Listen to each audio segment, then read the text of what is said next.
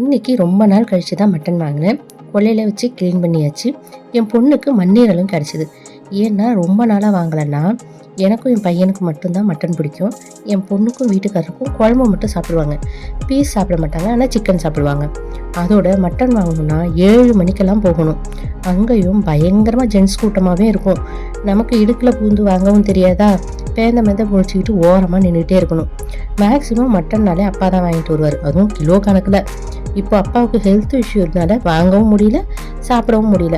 அதனாலே எனக்கும் கிடைக்கவே இல்லை. ஆனால் ஹஸ்பண்டு நேற்று நைட்டு பால் பண்ணைக்கு போகிறப்போ பால் தீர்ந்து போயிடுச்சுன்னு காலையில் எழுந்து போய் வாங்க போனாரா. அவரு கூடயே தொத்திக்கிட்டு போய் நானும் மட்டனும் சிக்கனும் வாங்கிட்டு வந்தாச்சு. மட்டனை குழம்பு வச்சுட்டேன், சிக்கனை பெப்பர் ஃப்ரை பண்ணிட்டேன். மண்ணீரெல்லாம் தனியாக ஃப்ரை பண்ணி இருப்பு செடியில் ஃப்ரை பண்ணி பொண்ணுக்கு கொடுத்தாச்சு. அதோட கறி வேக வச்ச தண்ணியை எடுத்து ரசமும் வச்சாச்சு. Rice ready. தேங்க்ஸ் ஃபார் வாட்சிங்.